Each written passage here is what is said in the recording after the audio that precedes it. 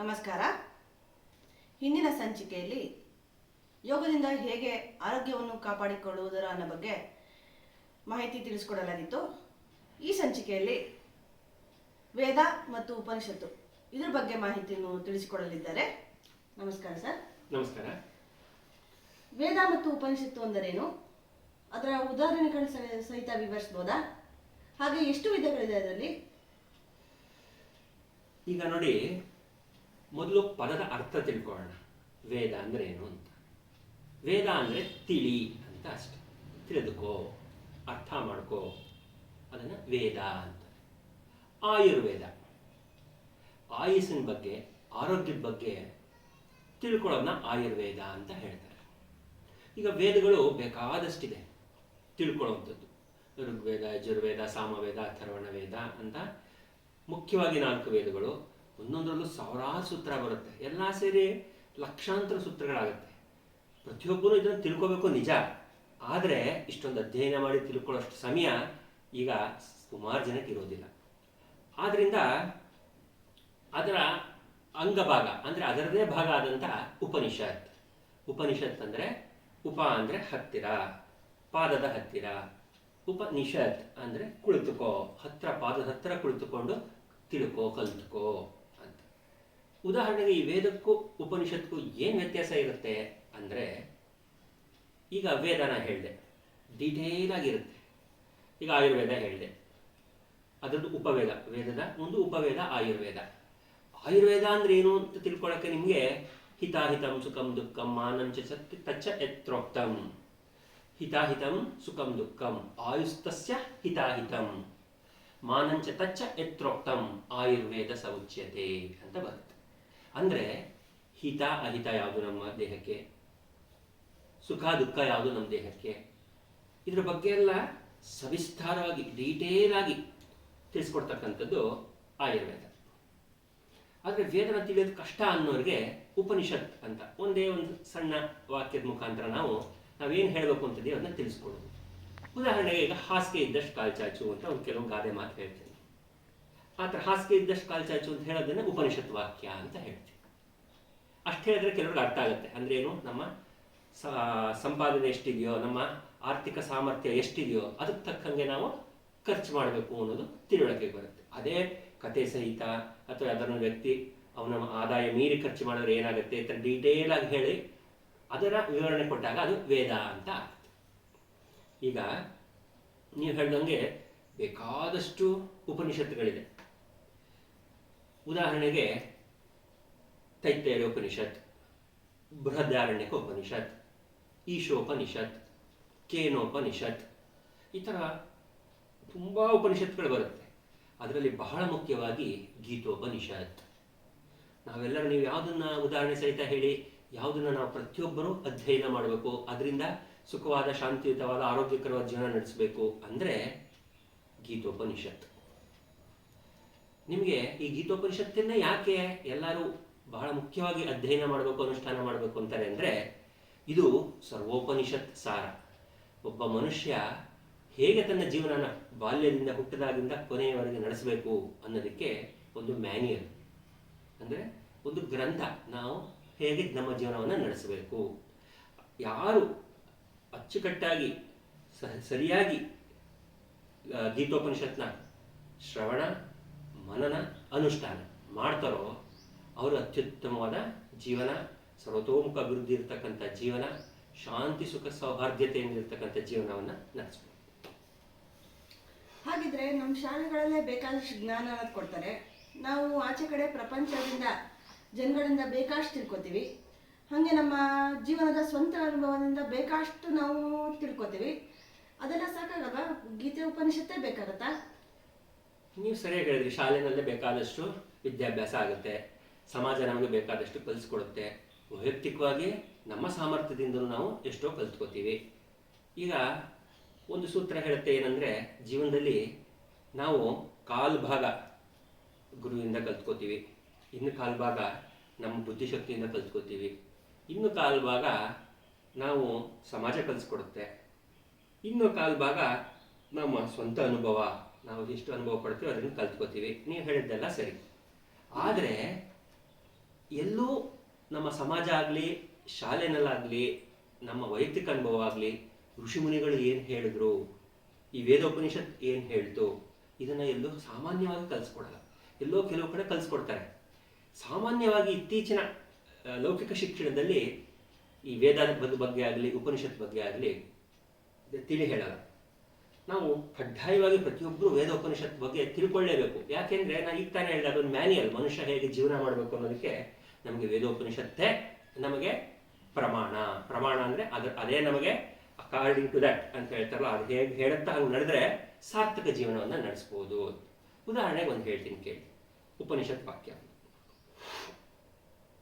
ಈಗ ಸಾಮಾನ್ಯ ನಮ್ಮ ಬಾಯಿ ಮಾತಿಗೆ ಏನು ಹೇಳ್ತೀವಿ, ನನ್ನ ಅನಾರೋಗ್ಯಕ್ಕೆ ಅಥವಾ ನನ್ನ ಮಾನಸಿಕ ರೋಗಕ್ಕೆ ಅವ್ರ ಕಾರಣ, ಇವ್ರ ಕಾರಣ, ಯಾರೋ ಪಕ್ಕದ ಮನೆಯವರು, ಕೆಲವು ಬಾರಿ ನಮ್ಮ ಮಕ್ಕಳೇ ನಮಗೆ ಕಾರಣ, ಇವರಿಂದನೇ ನಮಗೆ ಶಾಂತಿ ಇಲ್ಲ, ಕೆಲವು ಬಾರಿ ನನ್ನ ಹೆಂಡತಿನೇ ನನಗೆ ಶಾಂತಿ ಇಲ್ಲ, ನನ್ನ ಗಂಡನಿಂದನೇ ನನಗೆ ನೆಮ್ಮದಿ ಇಲ್ಲ, ಶಾಂತಿ ಇಲ್ಲ, ಆರೋಗ್ಯ ಇಲ್ಲ ಅಂತ ಹೇಳ್ತಾ ಬರ್ತೀವಿ.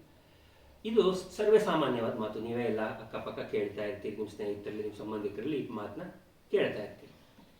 ಆದರೆ ಮುಖ್ಯವಾಗಿ ಉಪನಿಷತ್ ವಾಕ್ಯ ಏನು ಹೇಳುತ್ತೆ, ನಮಗೆ ಎಲ್ಲಿಂದ ನಮಗೆ ತೊಂದರೆ ಆಗ್ತಾ ಇದೆ ಅಂತ ಹೇಳುತ್ತೆ ಉಪನಿಷತ್ತು. ಇದೇ ಗೀತೋಪನಿಷತ್ತು ಏನು ಹೇಳ್ತಾ ಇದೆ, ಬಂಧುರಾತ್ಮ ಆತ್ಮನಸ್ತಸ್ಯ ಏನಾತ್ಮೈ ಆತ್ಮನಾಜಿತಃ ಅನಾತ್ಮನಸ್ತು ಶತ್ರುತ್ವೇ ವರ್ತೇತ್ ಆತ್ಮೈವ ಶತ್ರುವತ್. ಏನಿದ್ರ ಅರ್ಥ? ನಮಗೆ ತುಂಬ ಅತ್ಯುತ್ತಮವಾದ ಬಂಧು ಯಾರು ಗೊತ್ತಾ? ನಮ್ಮ ನಿಯಮ ಮಾಡಿದ್ದಂಥ ಮನಸ್ಸು. ಹೋದ ಸಂಚಿಕೆಯಲ್ಲೂ ನಾನು ಹೇಳಿದ್ದೆ ನಿಮಗೆ, ಇದೇ ಗೀತೋಪನಿಷತ್ತದು ಒಂದು ಸೂತ್ರ ಹೇಳಿದ್ವಿ. ಏನು? ಎಸ್ ಇಂದ್ರಿಯಾಣಿ ಮನಸಾ ನಿಯಮ್ಯೇರವಥೇರರ್ಜುನ. ನಿಮ್ಮ ಮನಸ್ಸನ್ನು ಉಪಯೋಗಿಸ್ಕೊಂಡು ಎಲ್ಲ ಇಂದ್ರಿಯಗಳನ್ನು ನಿಯಮ ಮಾಡಿ ಅನ್ನೋದು ಉಪನಿಷತ್ತು ವಾಕ್ಯ. ನಿಮ್ಮ ಇಂದ್ರಿಯಗಳನ್ನ ನೀವು ನಾಲ್ಗಿನ ನಿಮ್ಮ ಹತೋಟಿನಲ್ಲಿ ಇಟ್ಕೊಂಡ್ರೆ ಎಷ್ಟೋ ರೋಗಗಳನ್ನ ತಡಿಬೋದು. ಈಗ ಹೇಳ್ತಾರ ಸೂತ್ರ ಏನು? ಬಂಧುರಾತ್ಮ ಆತ್ಮನಸ್ತಸ್ಯ. ನಮಗೆ ತುಂಬ ಅತ್ಯುತ್ತಮವಾದ ಬಂಧು ಯಾರು ಅಂದರೆ ನನ್ನ ಗಂಡ ಅಂತ ಹೇಳ್ತಾರೆ, ನನ್ನ ಮಗ ಅಂತ ಹೇಳ್ತಾರೆ, ಯಾರೋ ಅತ್ಯುತ್ತಮ ಸ್ನೇಹಿತ, ಇವನೇ ನನ್ನ ತುಂಬ ಆತ್ಮೀಯ ಬಂಧು ಅಂತಾರೆ. ಅದೆಲ್ಲ ಸತ್ಯ ಸರಿ. ಅದಕ್ಕಿಂತ ಇನ್ನೊಂದು ಮುಖ್ಯವಾದ ಸತ್ಯ ಯಾವುದು ಅಂದರೆ, ನಾವು ನಿಯಮ ಮಾಡಿರ್ತಕ್ಕಂಥ ನಮ್ಮ ಮನಸ್ಸಿದೆಯಲ್ಲ, ಚಿಕ್ಕ ವಯಸ್ಸಿನಿಂದಲೇ ಒಳ್ಳೆಯ ಸಂಸ್ಕಾರ ಕೊಟ್ಟಂಥ ನಮ್ಮ ಮನಸ್ಸಿದೆಯಲ್ಲ, ಅದೇ ನಮಗೆ ಬಂಧು. ಇದೇ ನಮಗೆ ಯಾವುದು ಸಂಸ್ಕಾರ ಇಲ್ಲದೆ ಇರ್ತಕ್ಕಂಥ ಮನಸ್ಸಿದೆಯಲ್ಲ, ಇದೇ ನಮಗೆ ವೈರ್ಯ ಕಾಡುತ್ತೆ. ನಮಗೆ ಅತಿ ಹೆಚ್ಚು ತೊಂದರೆ ಕೊಡೋದೇ ನಾವು ನಿಯಮ ಮಾಡದಿರೋ ನಮ್ಮ ಮನಸ್ಸು. ಬಂಧುರಾತ್ಮ ಆತ್ಮನಸ್ತಸ್ಯ ಏನಾತ್ಮೇ ಆತ್ಮನಾಜಿತಃ ಅನಾತ್ಮನಸ್ತಸ್ತು ಶತ್ರುತ್ವೇ. ಯಾವುದು ಶತ್ರು ನಮಗೆ?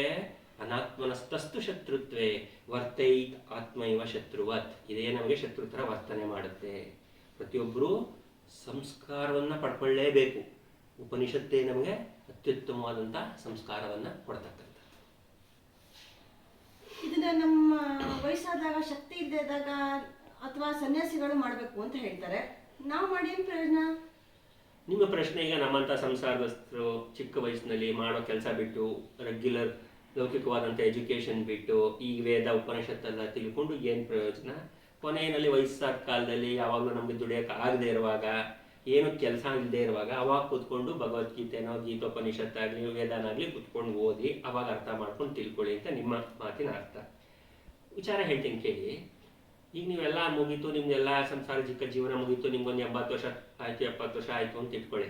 ಅಲ್ಲಿವರೆಗೆ ನೀವು ಯುಕ್ತ ಆಹಾರ ವಿಹಾರ, ಹೋದ ಸಂಚಿಕೆಯಲ್ಲಿ ನಾವು ಹೇಳಿದ್ವಿ, ಯುಕ್ತ ಆಹಾರ ವಿಹಾರ ಕರ್ಮ ನಿದ್ರೆ ಮಾಡಿದ್ರೆ ದುಃಖ ಇರಲ್ಲ. ನೀವು ಯುಕ್ತ ಆಹಾರ ವಿಹಾರ ಕರ್ಮನ 70ನೇ ವಯಸ್ಸಿಂದ ಶುರು ಮಾಡ್ತಿರೋ, 7ನೇ ವಯಸ್ಸಿಂದನೇ ಶುರು ಮಾಡ್ತಿರೋ? ನೀವೇ ಹೇಳಿ.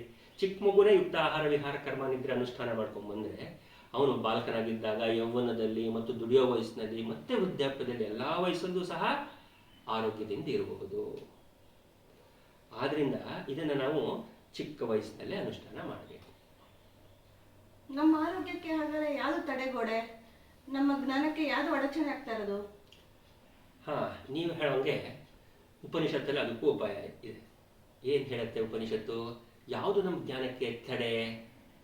ಈಗ ನಾವು ಆಚೆ ಕಡೆ ಪ್ರಪಂಚಕ್ಕೆ ಈಗ ಥ್ರೂ ಕ್ಯಾಮರಾ ಕಾಣ್ತಾ ಇದ್ದೀವಿ. ಈಗ ಇಲ್ಲೊಂದು ಪರ್ದೆ ಹಾಕ್ಬಿಟ್ರೆ, ಇಲ್ಲೊಂದು ಗೋಡೆ ಹಾಕ್ಬಿಟ್ರೆ, ಈಗ ನಾವು ಯಾರು ಕೂತಿದ್ದಾರೆ, ಯಾರು ಮಾತಾಡ್ತಾ ಇದ್ದಾರೆ ಅನ್ನೋದು ಕಾಣಲ್ಲ. ಅದನ್ನು ಆವರಣ ಅಂತ ಹೇಳ್ತೀವಿ, ಅಥವಾ ಮುಸುಕು. ನಮ್ಮ ಎದುರುಗಡೆ ಒಂದು ಮುಸುಕಿದ್ರೆ ನಾವು ಕಾಣಲ್ಲ. ಪ್ರತಿಯೊಬ್ಬ ವ್ಯಕ್ತಿಯೂ ಜ್ಞಾನಿನೇ. ಪ್ರತಿಯೊಬ್ಬ ಗಂಡಿರಲಿ, ಹೆಣ್ಣಿರಲಿ, ಬಾಲಕ ಇರಲಿ, ವೃದ್ಧ ಇರಲಿ, ಎಲ್ಲರೂ ಜ್ಞಾನಿಗಳೇ. ಆದರೆ ಅವರಿಗೆ ಒಂದು ಆವರಣ ಆಗಿರುತ್ತೆ, ಅಂದರೆ ಒಂದು ಪರದೆ ಮುಚ್ಚಿರುತ್ತೆ. ಆ ಪರದೆ ಮುಚ್ಚಿರೋದ್ರಿಂದ ಅವರ ಜ್ಞಾನ ಅವರಿಗೆ ಕಾಣ್ತಾ ಇಲ್ಲ. ಯಾವುದು ಆ ಪರದೆ? ಕನ್ನಡಿ ಮೇಲೆ ಒಂದು ಧೂಳಿರುತ್ತೆ, ನಿಮ್ಮ ಮುಖ ಕನ್ನಡಿನಲ್ಲಿ ಸರಿಯಾಗಿ ಕಾಣಲ್ಲ. ಧೂಳು ಒರೆಸಿದ್ರೆ ನಿಮ್ಮ ಮುಖ ಕನ್ನಡಿನಲ್ಲಿ ಚೆನ್ನಾಗಿ ಕಾಣುತ್ತೆ. ಹೊಗೆ ಮುಚ್ಕೊಂಡಿರುತ್ತೆ, ಬೆಂಕಿನ ತುಂಬ ಹೊಗೆ ಇರುತ್ತೆ, ಅಲ್ಲಿ ಬೆಂಕಿನೇ ಕಾಣಲ್ಲ, ಬರೀ ಹೊಗೆ, ದಟ್ಟವಾದ ಹೊಗೆನೇ ಕಾಣ್ತಾ ಇರುತ್ತೆ. ಮಗು ಗರ್ಭದೊಳಗಿರುತ್ತೆ. ಇದು ಯಾವ ಮಗು, ಎಷ್ಟು ಎತ್ತರ ಇದೆ, ಎಷ್ಟು ಗಾತ್ರ ಇದೆ, ಬಣ್ಣ ಏನಿದೆ, ಏನೂ ಕಾಣಲ್ಲ. ಯಾಕೆ? ಅದರ ಮೇಲೆ ಗರ್ಭಕೋಶ ಒಂದು ಆವರಣ ಮಾಡ್ಕೊಂಡಿದೆ.